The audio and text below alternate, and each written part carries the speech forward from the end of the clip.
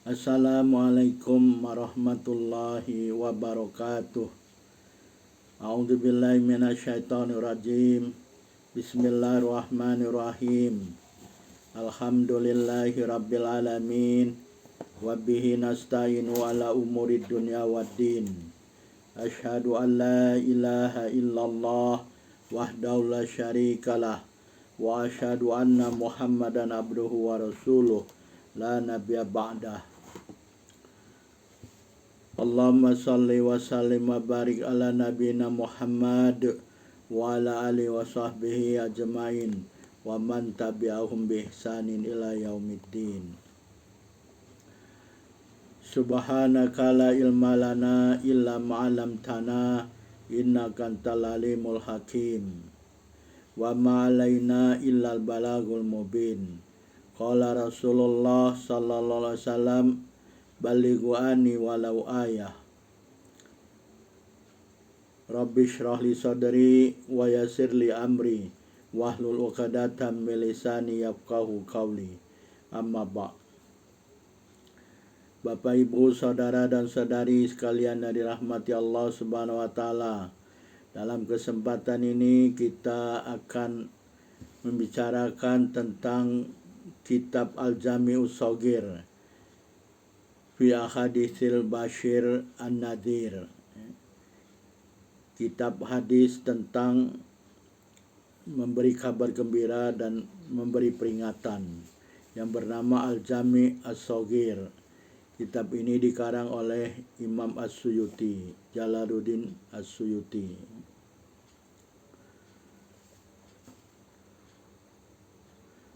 Kita masuk kepada hadis yang pertama, ya. Tidak ada amal kecuali dengan niat, ya.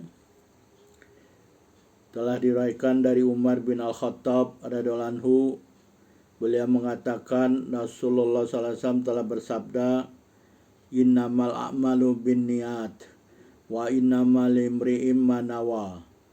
Faman kanat hijratu ilallahi wa rasulih fa hijratu ilallahi wa rasulih. Wa man kanat hijratu ila dunya wa man kanat hijratu ila dunya yusibuha aw imra'atin yatazawwajuha fa hijratu ila ma hajara ilaih. Maksudnya innamal amalu binniyah, bahwasanya amal itu bergantung pada niatnya. Wa innamal limri'im manawa, dan bahwasanya bagi seseorang itu apa yang dia niatkan. Faman kanat hijratu ilallahi wa rasulih, dan siapa yang ada hijrahnya kepada Allah dan Rasulnya, maka fa hijratu ilallahi wa rasulih, maka hijrahnya itu adalah kepada Allah dan Rasulnya. Wa man kana hijratu ila dunya yusibuha, dan siapa yang ada hijrahnya kepada dunia yang dia ingin mendapatkannya, awim ro'atin yatazawwajuha, atau hijrahnya kepada perempuan, ya, yang ingin dia nikahi, fa hijratu ila ma hajara ilaih, maka hijrahnya kepada apa-apa yang dia hijrah kepadanya.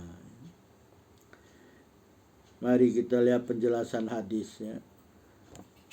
Jadi dalam penjelasan ini saya menggunakan beberapa kitab syarah hadis, ya.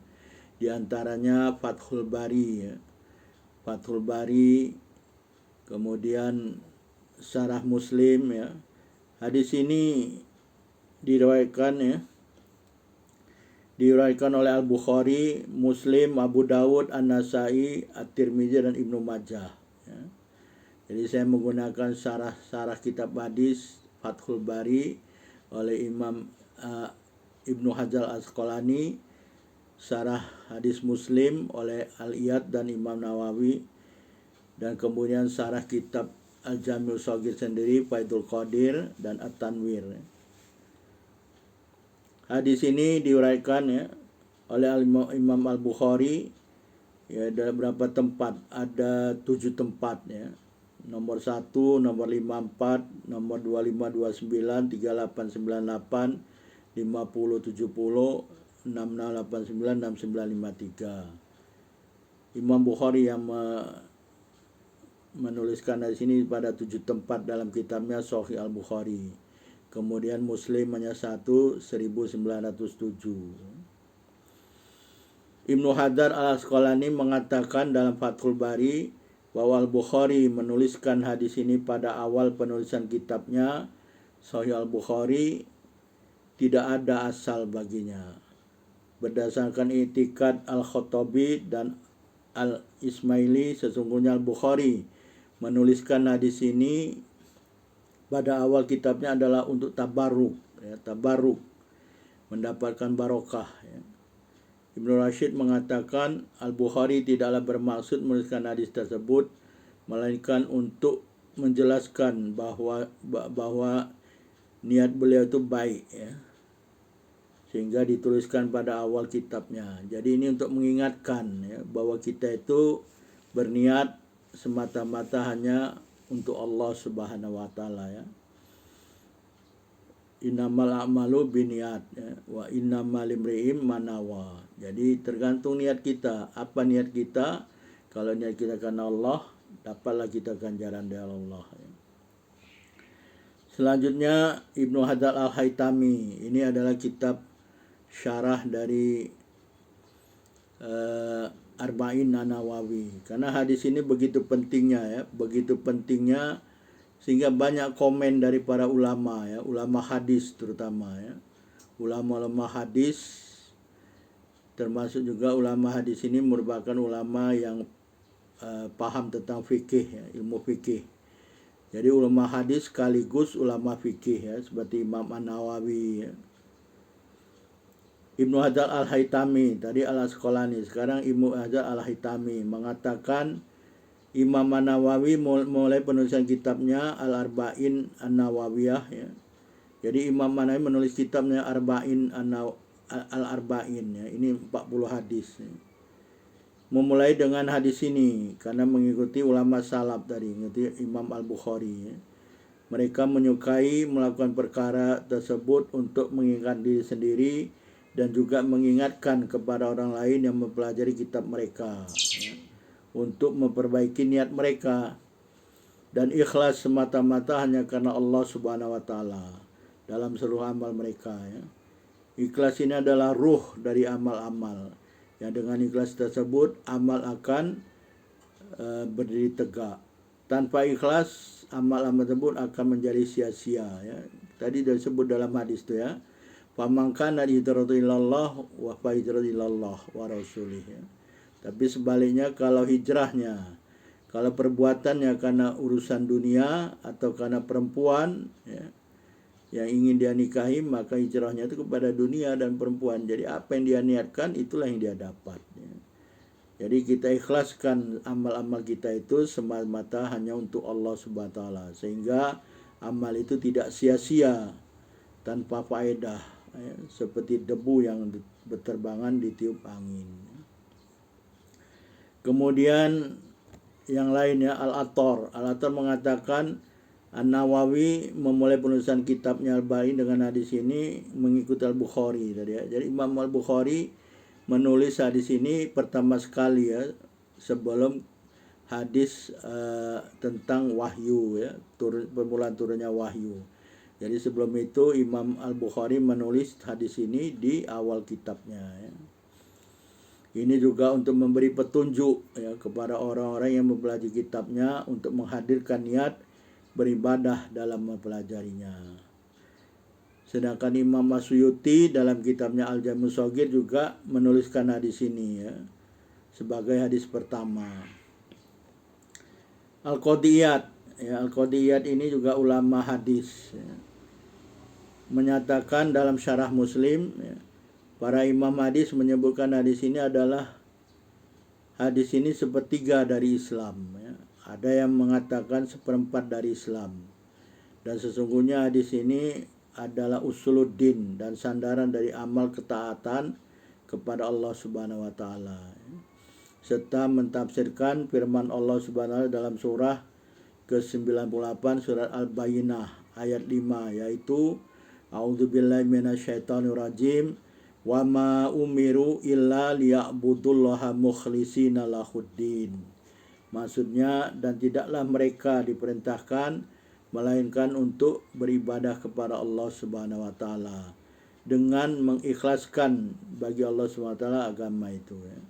Jadi amal-amal ini diikhlaskan hanya semata-mata untuk Allah Subhanahu wa taala. Selanjutnya Imam Asy-Syafi'i mengatakan hadis ini masuk ke dalam 70 bab dari bab-bab dalam fikih.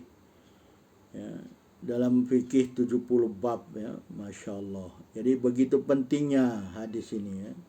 Inilah kelebihan atau keutamaan Umar bin Al-Khattab ya. Dia meriwayatkan satu hadis, tapi hadis ini begitu pentingnya sehingga banyak ulama yang membuat komen terhadap hadis ini. Selanjutnya Imam An-Nawawi mengatakan ya, ini dalam kitab Syarah Muslim ya. Imam An-Nawawi mengatakan umat Islam telah ijma ya, telah berijma atas keagungan kedudukan hadis ini dan banyak faedahnya ya. Di antaranya Imam Asy-Syafi'i dan selainnya mengatakan tadi hadis ini adalah sepertiga dari Islam. Ya. Juga mengatakan tadi masuk ke dalam 70 bab dari fikih.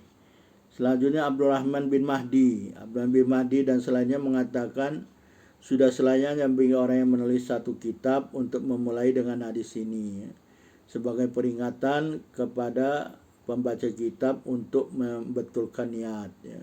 Jadi niatkan dibetulkan untuk apa dia belajar, semata-mata hanya untuk Allah Subhanahu wa taala, menegakkan kalimah Allah ya. Al-Khattabi telah menukil perkataan tersebut dari para imam ya. Begitu juga Imam Al-Bukhari tadi ya, telah melakukan perkara tersebut dengan mulai penulisan kitab mereka dengan hadis innamal a'malu binniyah ya. Ulama penghafal hadis mengatakan tidak sah hadis ini dari Nabi SAW melainkan dari riwayat Umar bin Al-Khattab. Jadi hanya Umar bin Al-Khattab saja yang meriwayatkan hadis ini ya. Kemudian hadis ini perawinya itu ada beberapa orang ya. Hadis ini termasuk dari Yahya bin Sa'id Al-Ansari. Dari Yahya bin Sa'id Al-Ansari ini hadis ini menyebar ya, tersebar. Dari Yahya ini ramai orang meriwayatkannya ya, sampai dikatakan hampir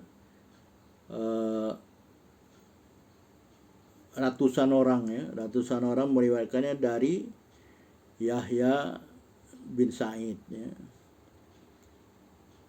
Tapi dengan banyaknya itu bukanlah hadis mutawatir karena hanya dari Umar bin Khattab saja ya. Jadi hadis ini masyhur, bukan mutawatir, masyhur ya, secara khusus dan umum. Karena sungguhnya di sini syaratnya itu enggak ada untuk menjadi mutawatir ya. Pada awal hadisnya, pada awal perawinya.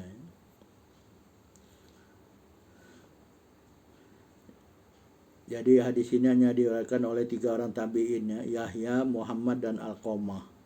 Ya, jadi Yahya bin Sa'id ini adalah tabi'in ya, at-tabi'in. Selanjutnya komen dari Imam Al-Asqalani ya. Imam Al-Asqalani mengatakan ada beberapa pendapat dari ulama mengenai keagungan hadis ini ya. Tadi Abu Abdillah mengatakan tidak ada dalam akhbar Nabi SAW sesuatu yang menghimpun, yang lebih kaya dan lebih banyak faedahnya dari hadis ini ya. Jadi hadis ini menghimpun seluruh kekuasaan Allah memberikan kepada Rasulullah SAW penghimpun ya. Jadi penghimpun maksudnya Rasulullah itu mengatakan sesuatu tapi menghimpun banyak perkara ya. Jadi innamal a'malu binniyah ya. Jadi begitu hebatnya sabda Rasulullah ini, maka sungguhnya amal-amal itu tergantung dari niat ya. Jadi kalau nggak ada niat nggak dikira amal itu. Bahkan ulama mengatakan tidak sah ya. Kemudian Abraham bin Mahdi dan Asy-Syafi'i bersepakat atau sebenarnya di sini ada sepertiga dari Islam. Ya. Pendapat ini dikutip oleh Al-Buwaiti dari Imam Asy-Syafi'i, Imam Ahmad bin Hambal, Ali bin Al-Madini, Abu Dawud dan At-Tirmidzi, Ad-Darqutni dan Hamzah Al-Kanani. Ya. Sebagian dari mereka yang mengatakan hadis ini termasuk seperempat dari Islam. Abdurrahman bin Adi juga mengatakan hadis ini masuk ke dalam 30 bab ilmu. Sedangkan tadi Imam Syafi'i mengatakan 70 bab, ya. 70 bab dalam masalah fikih. Ya. Jadi ini menunjukkan banyaknya ya dalam jumlah, bukan berarti maknanya 70 itu 70 perkara, tapi Imam Al-Asqalani mengatakan ini menunjukkan banyaknya dalam jumlah. Ya.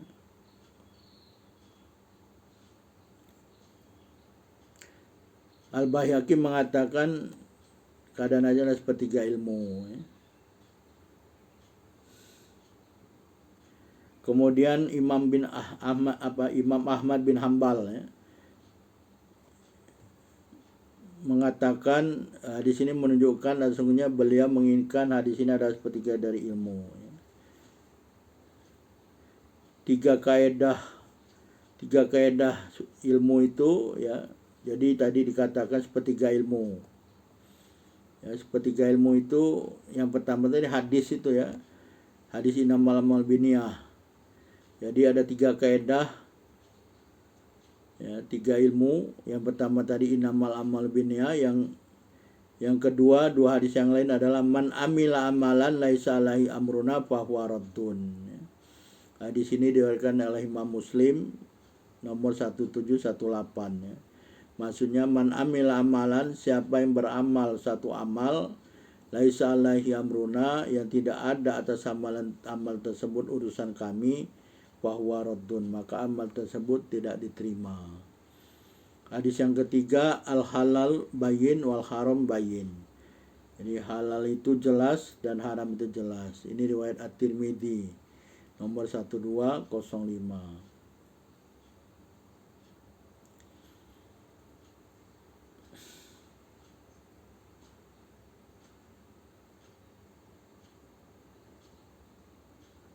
Jadi dikatakan hadis ini ditulis dari Yahya tadi, Yahya bin Al-Ansari. Dari Yahya bin Mun Al-Ansari ini, Yahya bin Sa'id ya. Yahya bin Sa'id Al-Ansari ini dari beliau ini beramai orang meriwayatkannya ya. Jadi banyak orang menulis hadis ini dari Yahya bin Sa'id Al-Ansari ini, hampir dikatakan 700 orang ya, begitu banyaknya. Ada yang mengatakan 250 orang ya. Wallahu alam ya. Jadi begitu masyhurnya hadis ini ya ketika zaman tabi'in ya. Jadi hadis-hadis ini termasuk hadis penghimpun ya. Jadi Rasulullah bersabda dengan kalimat yang mudah dan sederhana, tetapi menghimpun bagi ilmu-ilmu yang berlimpah dan kebaikan yang banyak. Coba bayangkan, Rasulullah mengatakan innamal a'malu binniyah wa innamal imri'im manawa. Ya. Sungguh bahwasanya amal-amal itu tergantung pada niat, dan bagi seorang itu apa yang diniatkan. Ya. Jadi kelihatan simple, tapi maknanya begitu hebat, ya, begitu banyak. Ya. Kalimatnya mudah dan sederhana, tapi menghimpun bagi ilmu-ilmu yang berlimpah dan kebaikan yang banyak. Dikatakan juga hadis ini merupakan salah satu dari hadis ya, ada empat hadis ya, termasuk salah satunya di sini yang beredar dalam keempat hadis tersebut perkara-perkara Islam. Hadis yang pertama itu innamal a'malu binniyat. Hadis yang kedua adalah hadis yang diriwayatkan dari An-Nu'man bin Bashir ya. Al halal bayyin wal haram bayyin. Tadi Imam Ahmad mengatakan 3, tapi ada yang mengatakan 4 ya. Al halal bayyin wal haram bayyin wa bainahuma mutasyabbihat. Yang halal itu jelas, yang haram itu jelas, sedangkan di antara keduanya itu samar-samar, mutasyabbihat ya, subahat. Nah, di sini diriwayatkan Al-Bukhari, Muslim, At-Tirmidzi, An-Nasai dan Abu Dawud ya. Yang hadis ketiga, ijhad fid dunya yuhibbakallah wajhad fima fi aidin nasi yuhibbuk ya. Berlaku zuhudlah kamu di dunia, niscaya Allah akan mencintai kamu ya. Dan berlaku zuhudlah kamu pada apa-apa yang ada di tangan-tangan manusia, niscaya mereka akan menyukai kamu ya. Ini hadis dari Ibnu Majah dan At-Tabrani ya. Hadis keempat, min husni islamil mar'i tarkuhu ma la ya'ni. Termasuk tanda baiknya Islam seseorang itu dia meninggalkan apa-apa yang tidak ada makna baginya ya. Jadi kalau kita ingin melihat kebaikan seorang, lihat apakah dia peduli pada perkara-perkara yang tidak ada urusan, tidak ada maknanya bagi dia ya. Kalau dia meninggalkannya berarti orang itu baik agamanya. Tapi kalau dia mengurusi perkara-perkara yang tidak ada makna ya, sia-sia dia urus ya, perkara-perkara yang sia-sia. Nah, ini menyatakan agamanya nggak betul ya. Ramai sekarang orang yang mengurusi perkara-perkara yang tidak ada makna. Maksudnya makna ini yang bagus, yang baik baginya untuk bekal akhirat ya. Tidak hanya di dunia, tapi bekal kepada alam barzah dan alamul akhirat. Karena dua alam lagi akan kita masuki ya. Perlu kita membawa bekal ke sana.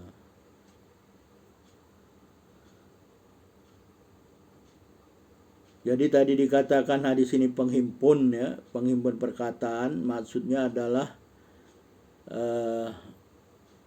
orang yang beramal ya. Jadi kalau orang yang beramal sudah semestinya bagi setiap muslim untuk memurnikan niatnya hanya semata-mata untuk Allah ya. Dalam setiap amal yang dilakukannya dari amal-amal soleh ya. Mari kita lihat satu persatu sabda Rasulullah ini ya. Innamal a'malu binniyah. Ya, hadis ini dimulai dengan perkataan innama ya. Innama ini dikatakan ya, termasuk Imam An-Nawawi. An-Nawawi mengatakan ya, ulama lughah, ulama bahasa Arab, ulama fikih dan ulama usuluddin ya, ulama usul mengatakan perkataan innama ini adalah untuk pembatasan ya. Pembatasan bagi perkara yang disebutkan setelahnya dan penafian apa-apa selain perkara yang disebutkan. Jadi dengan kata lain menetapkan hukum bagi perkara yang disebutkan sesudahnya dan penafian hukum dari apa-apa selain perkara yang disebutkan. Jadi dikatakan innamal a'malu binniyah. Jadi penetapan hukumnya bahwa amal-amal itu tergantung kepada niatnya. Ya, jadi tetapkan. Jadi amal itu bergantung pada niat. Sebaliknya menafikan kalau nggak ada niat, amal itu nggak sah, ya, tidak diakui. Ya. Yaitu innama. Ya.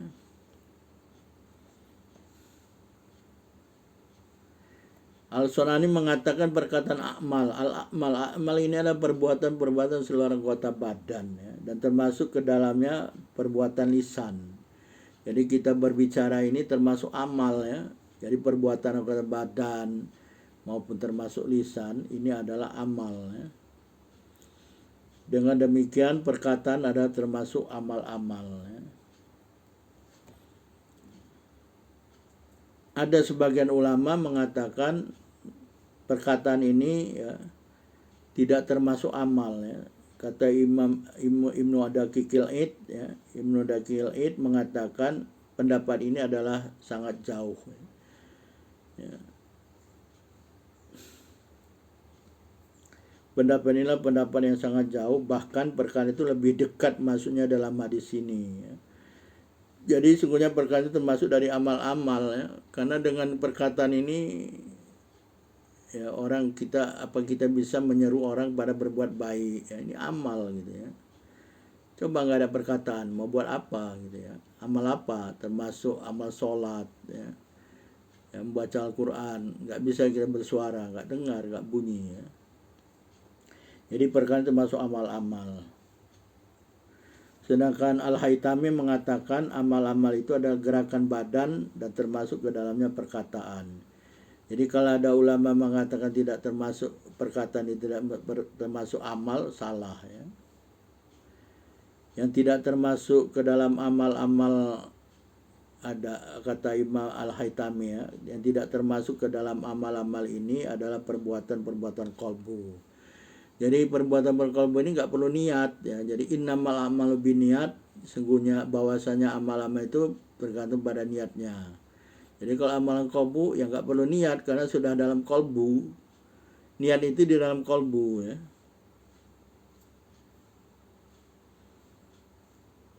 Jadi perbuatan qalbu itu tidak memerlukan niat ya. Jadi dalam qalbu seorang berniat, nanti kalau aku punya uang banyak akan sodakoh, bangun masjid, bangun madrasah dan lain sebagainya. Dia niat dalam qalbu. Jadi perbuatan qalbu. Jadi nggak ada lagi dia perlu niat ya, karena sudah dalam qalbu dia sebut.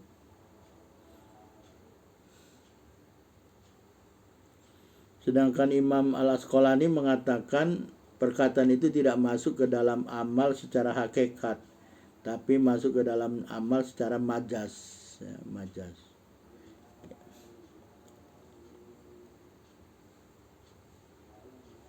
Jadi secara syariat niat itu adalah keinginan yang diarahkan seperti melakukan suatu perbuatan atau tindakan dalam mencari ridha Allah ya, dan patuh kepada hukum Allah Subhanahu wa taala. Itu niat ya. Niat secara syariat Islam ya. Jadi secara syariat Islam kata Imam An-Nawawi, niat itu adalah keinginan yang diarahkan ya, seperti tindakan atau perbuatan dalam mencari ridha Allah ya. Jadi ridha Allah yang kita cari dengan niat ya. Dan patuh kepada hukum Allah Subhanahu wa taala. Jadi niat itu tujuan semata karena Allah dan patuh kepada hukum. Jadi kalau nggak patuh kepada hukum tidak dihitung niatnya, tidak dikira niatnya ya.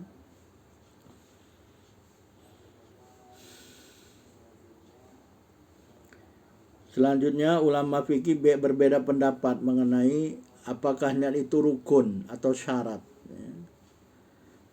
Pendapat yang kuat adalah mewujudkan niat itu dengan menyebutnya pada awal amal adalah rukun ya, dan mendekatkan niat pada amal adalah hukum ya.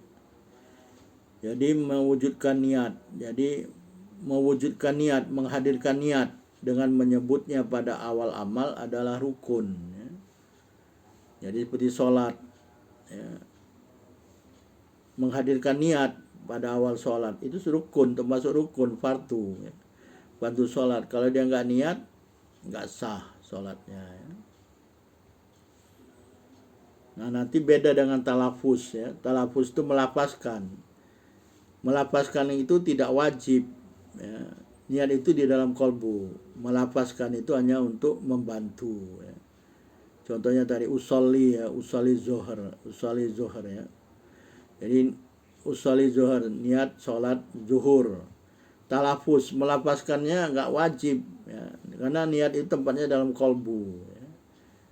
Jadi nanti kalau kenapa perlu dinafaskan? Karena membantu ya, membantu untuk khusyuk gitu.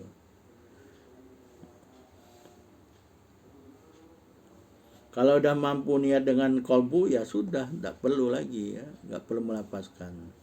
Tapi kalau masih kolbunya kocar kacir ya, nggak khusyuk, untuk membantu khusyuk ya berniatlah dilapaskan. Tapi nanti kadang-kadang jadi ragu ya, banyak orang menjadi ragu karena niat ya. Ragu jadi bolak-balik dia Allahu Akbar ya. Salah lagi Allahu Akbar ya. Sampai akhirnya nggak sholat ya. Jadi niat itu tempatnya dalam kolbu ya.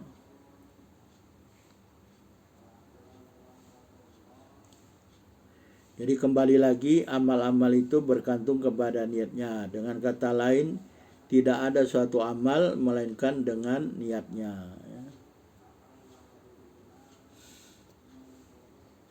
Perkara ini ya menunjukkan bahwa hadis ini bukanlah menafikan amal itu sendiri, ya.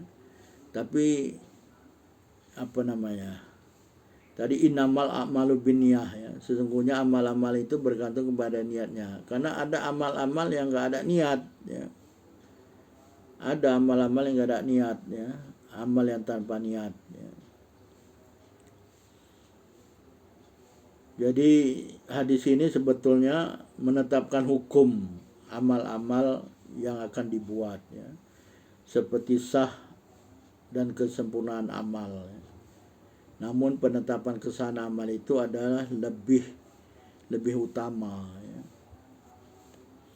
Al-Asqalani mengatakan, guru kami katanya, ya, Syekhul Islam Sirajuddin Al-Bulkini, ya, mengatakan bahwa sungguhnya amal-amal itu mengikuti niatnya, ya.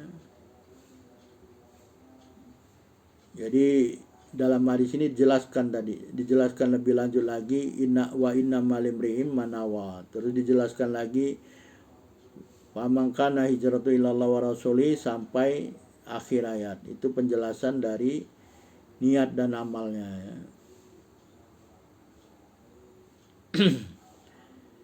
Jadi lafaz amal ini berhubungan dengan perbuatan seluruh anggota badan sehingga lisan, ya. Maka termasuklah ke dalamnya perkataan, ya.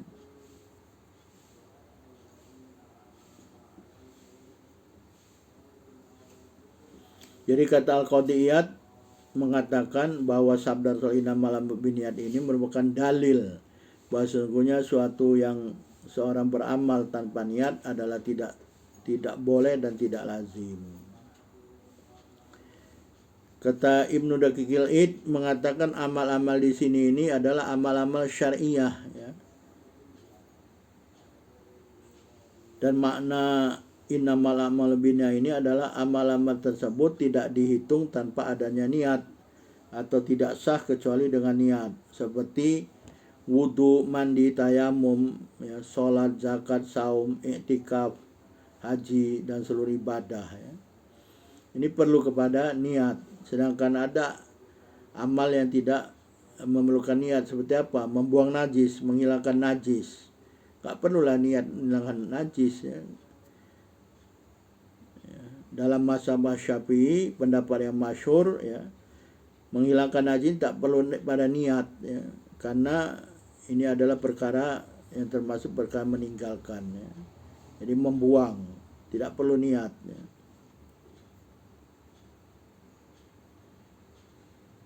Tapi ada sekelompok ulama yang berpendapat kepada sahnya wudhu dan mandi tanpa niat. Wallahu a'lam, ya.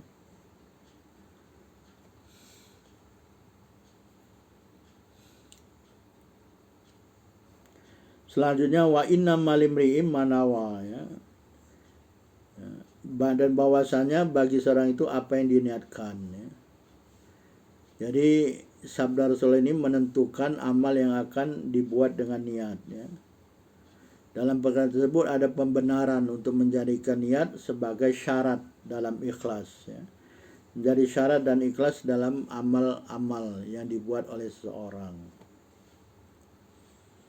Imam Manawi mengatakan, ya, dalam Syarah Muslim, ulama mengatakan faedah menyebutkan perkataan ini setelah perkataan pertama. Jadi wa innamal limri'im manawa setelah innamal a'malu binniyat, ini merupakan penjelasan, ya, bahwa sesungguhnya menentukan apa yang diniatkan itu adalah suatu syarat, ya. Sebagai contoh nih kata Imam Nawawi, kalau ada bagi seorang itu sholat yang akan diqadha, ya.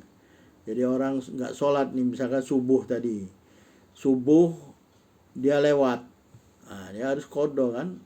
Kalau begitu bangun dia sholat, ya. Maka tidak cukup baginya dia berniat sholat qadha saja, tapi dia disyaratkan baginya berniat sholat yang diqadha itu, apakah sholat subuh, apakah sholat zuhur, apakah sholat asar, ya, atau selainnya, ya. Jadi kalau dia hanya niat sholat qadha saja nggak cukup, tapi dia niat sholat subuh di qadha, gitu, ya. Jadi kalau tidak ada perkataan wa innamal limri'in ma nawa, maka dengan perkataan yang pertama itu innamal amal biniat, ya, dengan perkataan innamal amal biniat sah tanpa menentukan niat, ya. Sah amal itu tanpa menentukan niat. Tapi begitu ada wa innamal limri'in ma nawa, jadi perlu ditentukan niat itu, ya.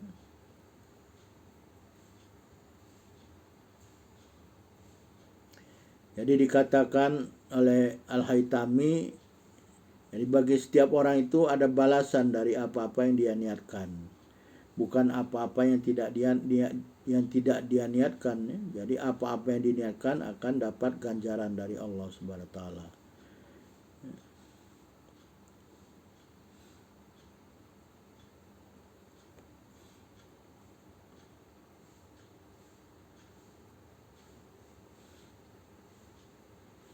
Jadi pertimbangan amal itu bukanlah dengan rupa amal tersebut, ya. Niat akan menjadikan amal tersebut baik atau buruk, ya. Jadi dengan niat itu jadi amal itu menjadi baik atau buruk, ya. Jadi misalkan sholat untuk apa? Semata-mata ibadah kepada Allah atau untuk ria, ya. Jadi tergantung niat. Kalau niatnya untuk Allah, ya alhamdulillah gitu, ikhlas semata-mata Allah, insya Allah dapat ganjaran dari Allah. Tapi begitu sholat itu untuk ria gitu, pamer, ingin dilihat, jadi rusak sholat itu, ya. Bahkan diancam oleh Allah akan dimasukkan ke dalam wail, ya. Fawailul lil musallin, ya. Celakalah bagi orang yang sholatnya ingin dilihat dia, ya. Alladzina hum fi sholatihim yura'un wa yamna'unal ma'un, ya. Naudzubillah. Jadi tergantung, ya, niat itu akan menjadikan amal tersebut baik atau amal itu menjadi buruk, ya.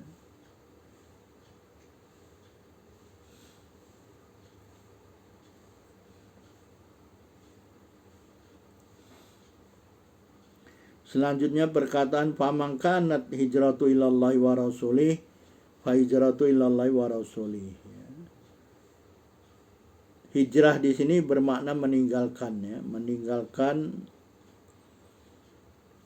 Jadi hijrah kepada sesuatu bermakna berpindah kepada sesuatu dari selain sesuatu tersebut, ya. Misalkan hijrah minal Makkah ilal Madinah, hijrah dari Makkah ke Madinah pada zaman awal-awal Islam dulu, ya, zaman Rasulullah. Dari dalam syariat Islam, hijrah adalah meninggalkan apa-apa yang Allah Subhanahu wa taala melarangnya. Ini secara umum, ya, dalam syariat Islam. Hijrah dalam Islam berlaku atas dua jalan. Jalan yang pertama adalah berpindah dari negeri yang ditakuti kepada negeri yang aman, ya. Sebagaimana telah berlaku di awal Islam, ya, dan zaman Rasulullah dulu dua kali berlaku, ya. Yang pertama hijrah ke Habasyah dan permulaan hijrah dari Makkah ke Madinah, ya. Kemudian jalan yang kedua hijrah dari negeri yang kufur kepada negeri yang beriman, ya. Hijrah yang kedua ini berlaku khusus, ya, pertama sekali setelah Nabi SAW menetap di Madinah. Kemudian umat Islam ramai-ramai hijrah ke Madinah, ya, kepada Nabi SAW. Jadi kalau zaman sekarang, ya lihatlah kondisi atau keadaan, ya. Misalkan ada seorang yang hidup di suatu tempat, ya, muslim dan mukmin, tapi dia tidak bisa melaksanakan ajaran-ajaran Islam pada negeri itu, maka wajib baginya dia hijrah dari tempat itu, ya. Misalnya dia takut untuk melakukan ajaran-ajaran Islam yang diwajibkan oleh Allah dan Rasulnya, takut dia tak boleh di tempat itu, tak boleh, ya. Tak boleh sholat, tak boleh saum, ya. Segala macam dilarang tentang Islam, maka wajib baginya hijrah dari tempat tersebut.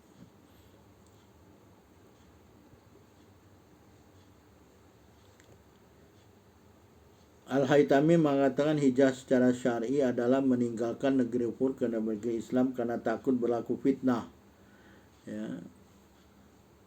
Fitnahnya tadi kalau dia melakukan ajaran Islam secara terang-terangan, misalkan dia akan ditangkap, akan dipenjara, akan disiksa, ya, naudzubillah, ya.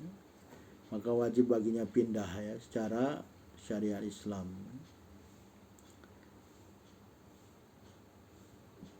kemudian tidak ada lagi hijrah dari Makkah ya, karena Makkah sudah menjadi negeri Islam. Sebagaimana sabda Rasulullah, la hijrata ba'dal fath. Ya, sungguhnya tidak ada lagi hijrah dari Makkah setelah penaklukan Makkah ya. Karena Makkah sudah menjadi sekarang jadi tanah haram ya. Itu zaman dulu saja ketika awal-awal Islam ya, orang-orang kufur ya, orang musyrik Makkah itu dan kufur Makkah itu menyiksa umat Islam sehingga ramai yang hijrah ke Madinah ya.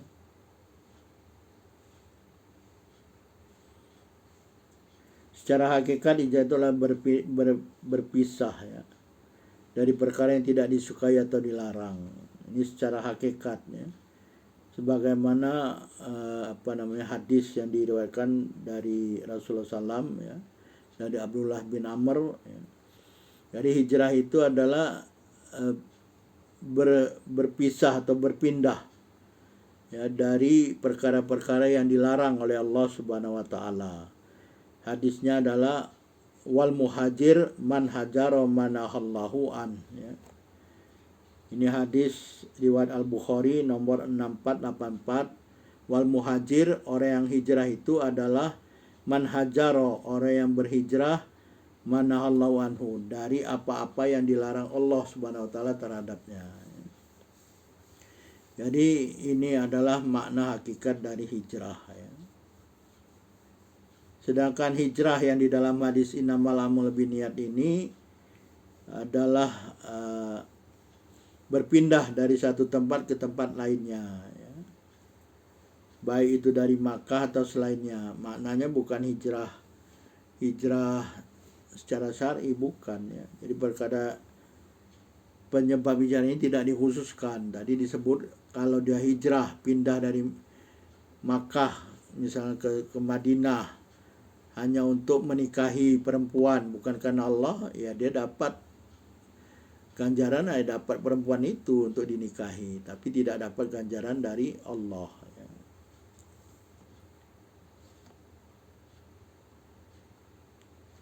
Jadi perkataan pamangkan dan hijrah ilallah wa rasuli dan selanjutnya itu sampai akhir ini merupakan penjelasan ya, penjelasan dari perkataan sebelumnya ya. Apa wa innamal limri'im manawa ya. Jadi bagi seorang itu apa yang diniatkan. Pamangkan hijrah ilallah wa hijrah ilallah wa rasulih ya. Jadi kalau niat hijrah karena Allah dan Rasulnya, maka dia dapat balasan dari Allah dan Rasulnya. Jadi makna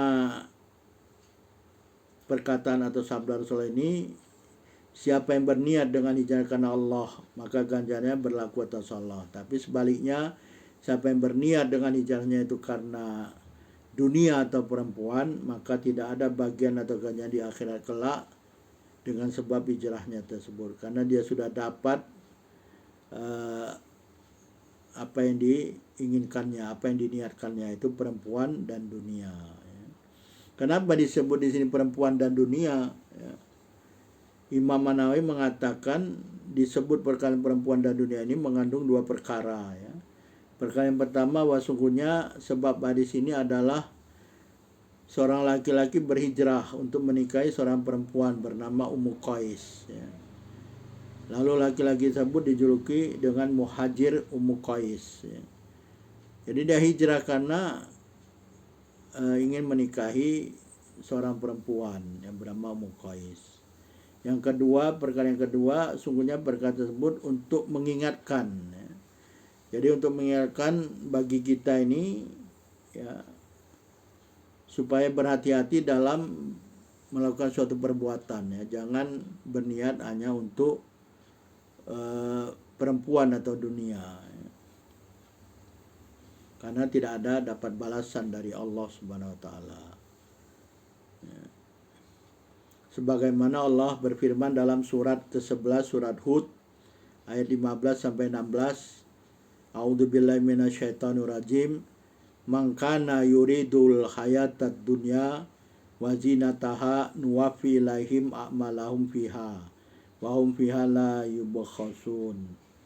Ulaika alladziina laisa lahum fil akhirah illan nar wa habita ma sana'u fiha wa batilum makanu ya'malun. Naudzubillah ya. Mangkana yuridul hayatad dunya, siapa yang ada niatnya atau keadaan usahanya semata-mata karena ingin mendapatkan kehidupan dunia, wazinataha, dan perhiasan dunia ya. Kata Allah, nuwafi ilaihim, maka akan kami sempurnakan ya, apa-apa kepada mereka itu ya, nuwafi ilaihim a'malahum fiha, maka akan kami berikan kepada mereka itu amalan mereka itu di dunia ya. Jadi kalau ada seseorang berniat melakukan suatu perbuatan karena dunia ya, kehidupan dunia dan perhiasan kehidupan dunia, kata Allah akan kami berikan ya, kepadanya dengan amal-amalnya itu urusan-urusan dunia dan perhiasannya di dunia itu ya. Wa hum fi la yubkhasun, kata Allah ya. Dan mereka tidak akan dikurangkan sedikit pun darinya ya. Jadi diberikan di dunia, tapi nanti ulaikal ladzina laisa lahum fil akhirah, nanti orang-orang ini hanya dapat di dunia saja, di akhirat gak ada apa-apa gitu ya, gak ada ganjarannya, ilanar, selain annar. Kenapa? Dia berbuat sesuatu tuh bukan karena Allah, tapi karena kehidupan dunia ya. Jadi naudzubillah ya. Jadi kalau seorang berbuat sesuatu karena kehidupan dunia, Allah akan bagi semua di dunia, tapi begitu masuk nanti ke alamul akhirah tak ada bagiannya lagi ya, melainkan annar, karena dia berbuat sesuatu itu bukan karena Allah Subhanahu wa taala. Wa habita ma sana'u fiha, dan batallah semua ya apa-apa yang mereka lakukan ya, di dunia. Wa batilu makana ya'malun, dan batallah apa yang mereka telah kerjakan. Jadi inilah begitu hebatnya hadis Rasulullah ini ya. Innamal amalu binniyah wa innamal limri'in ma nawa ya. Jadi kalau dia berniat kehidupan dunia, dapatlah dia dunia. Tapi begitu masuk alam akhirat, tidak ada balasan kecuali annar ya. Jadi dijelaskan dengan sabda selanjutnya, wa man kana hijratu ila dunya yusibuha amim ro'atinya tajawha fajratu illa ma hajara ilaih ya. Jadi siapa orang-orang yang berhijrah ya, karena Allah dan Rasulnya, dapatlah dia ganjaran dari Allah. Tapi begitu dia hijrah karena dunia yang ingin dia dapatkan atau karena perempuan yang ingin dia nikahi, maka dapatlah dia perempuan atau dunia itu. Tapi begitu nanti dalam akhirah tidak ada balasan lain ya, kecuali annar ya, karena dia melakukan suatu perbuatan bukan semata-mata karena Allah ya.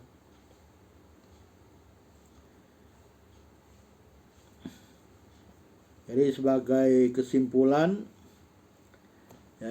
kesimpulan ulama telah sepakat ya, atau sesungguhnya amal-amal yang muncul atau yang berlaku dari seseorang mukmin yang mukallaf ya, tidak dipertimbangkan secara syariat Islam dan tidak mendapat ganjaran atas melakukan amal-amal tersebut, melainkan dengan niatnya ya. Jadi dengan niatlah supaya kita dapat ganjaran dari Allah. Niatnya apa? Lillahi ta'ala ya. Karena perbuatan adat ya, perbuatan biasa ya, itu boleh menjadi ibadah kalau diniatkan semata-mata karena Allah. Niat dalam ibadah seperti sholat, haji, saum adalah satu rukun dari rukun-rukunnya ya. Ibadah tersebut tidak sah kecuali dengan niatnya. Adapun ibadah seperti wudhu dan mandi, pendapat mazhab Hanafi, niat adalah syarat kesempurnaan ibadah tersebut untuk memperoleh ganjaran. Pendapat mazhab Asy-Syafi'i, Maliki dan Hambali, dan itu adalah juga syarat sahnya ibadah. Jadi tidak sah ibadah tersebut kecuali dengan niatnya. Waktu niat adalah bersamaan di awal ibadah, seperti bersamaan dengan takbiratul ihram ya, ihram dalam haji. Adapun saum cukup berniat sebelum fajar terbit, karena sukar untuk mendekatkan niat saum pada saat terbit fajar ya. Tempat niat adalah kolbu. Ya. Melapaskan niat dengan lisan tidak diambil sebagai syarat sahnya niat. Akan tetapi disukai melapaskannya untuk membantu kolbu menghadirkan niat. Ya. Disyaratkan dalam berniat menentukan apa yang diniatkan untuk membedakan satu amal dengan amal yang lainnya. Tidak cukup bagi seorang berniat mendirikan sholat saja, mestilah dia menentukan dia sholat zuhur, asar atau selainnya. Hijrah dari negeri kufur ke negeri Islam adalah wajib atas seorang muslim mukmin yang tidak mungkin baginya untuk menzohirkan keislamannya di negeri kufur tersebut. Hadis ini memberi faedah bahwa sungguhnya seorang yang berniat beramal soleh lalu dia tidak bisa melakukannya karena ada udzur seperti sakit, mati atau seumpamanya, maka sesungguhnya dia akan diberi ganjaran karena niatnya tersebut. Jadi inilah kehebatan niat bagi seorang mukmin. Niat saja sudah dihitung amal, ya, apalagi dilakukan. Jadi niat aja sudah dapat satu ganjaran. Begitu dilakukan, ganjarannya bisa sampai 700 kali. Al-Baidawi mengatakan amal-amal itu tidak sah tanpa niat. Karena sungguhnya niat itu tanpa amal akan diberikan. Sungguhnya niat itu tanpa amal akan diberi ganjaran. Jadi sudah niat saja sudah diberi ganjaran. Amal tanpa niat bagaikan debu. Perumpamaan niat dalam amal seperti ruh dalam jasad. Tidaklah jasad itu kekal tanpa ruh. Ruh itu tidak akan terlihat di alam ini tanpa berhubungan dengan jasad. Hadis ini memberi petunjuk kepada kita untuk berbuat ikhlas dalam amal dan ibadah, sehingga memperoleh balasan dan ganjaran di akhirat kelak, dan taufik serta kejayaan atau kemenangan di dunia. Jadi setiap amal yang bermanfaat dan yang baik yang disertai niat dan ikhlas serta mencari ridha Allah SWT adalah satu ibadah. Wallahu a'lam, ya. Itulah apa yang boleh saya sampaikan, semoga bermanfaat. Ya, kita tutup dengan doa penutup majelis. Subhanakallahumma wa bihamdika asyhadu an la ilaha illa anta astaghfiruka wa atubu ilaik. Billahi taufiq wal hidayah. Wassalamualaikum warahmatullahi wabarakatuh.